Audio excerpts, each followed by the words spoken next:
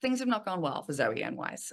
She's a struggling author living in LA, and once billed as the next big thing as an author, she got this massive $1 million 2-book deal.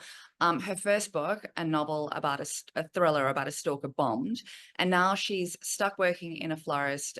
She can't write her second book. She's got terrible writer's block, and her agent keeps pushing her for a next book because they are contracted for it. So if she doesn't write it, she's going to have to pay back $250,000 worth of signing bonus, which she doesn't have.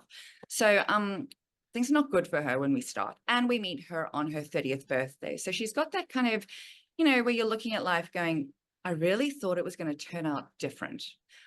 Anyway, so everything changes for Zoe when that night she goes to deliver some flowers and she bumps into an ex-flame of hers, Zach Hamilton. Now, when she met Zach the first time, he was just some hot guy with a dream of becoming an actor. And she was the one with the big book deal, but times have changed. He ghosted her back in the day, and now he's this huge movie star with PR people and paparazzi and fans. So they reconnect, and the great thing about that is now Zoe knows what she's going to write about. She's going to write about him and them and what happens behind the celebrity curtain. And it's the first idea of hers that the agent really likes, so she knows she has to do it. But the bad part is soon her face and name get leaked to the press, as they do. And now everyone seems to know her name, including Zach Stalker, who has now read her first book and is enacting all the creepy plot twists in it, but with her as the victim. I didn't have to get into the mind of the stalker because I'm writing it from the perspective of Zoe. I had to get into the mind of that level of fear, which was something that wasn't that tricky for me because I have experienced that level of fear. So I think it's I think most women have experienced fear in some way or another, but I had. And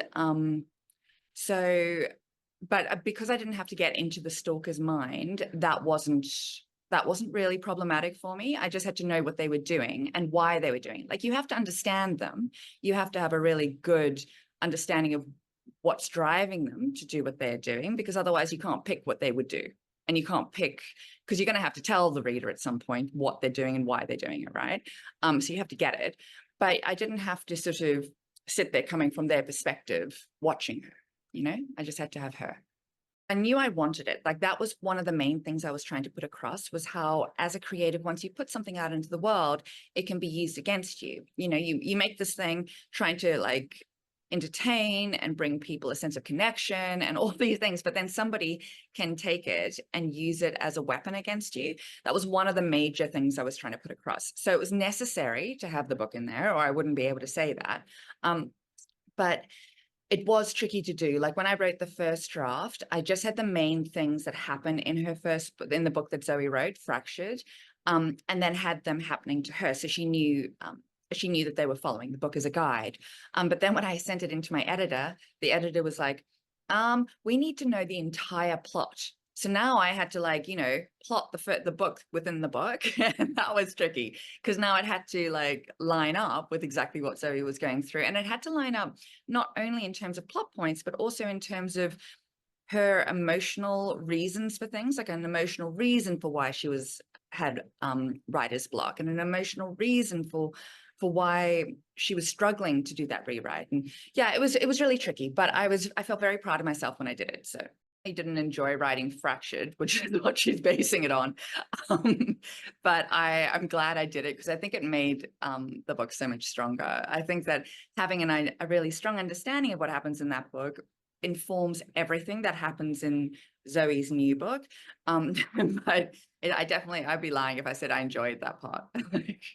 I knew the first part of the ending going in, so I knew where I was heading, but then the second part of the ending occurred to me sort of halfway through the drafting process, the first draft, and then it was kind of a process of me trying to solve a problem, which is why I did that. And then I removed the problem but kept the ending. So that's what I mean. Like, writing books is they grow and change and evolve as I'm working. My worst situation is when editors want me to tell them exactly how it's going to go when I haven't written it, because I'm like, this is maybe 10% of how good it will be, because it's just I can't do it before I'm writing it,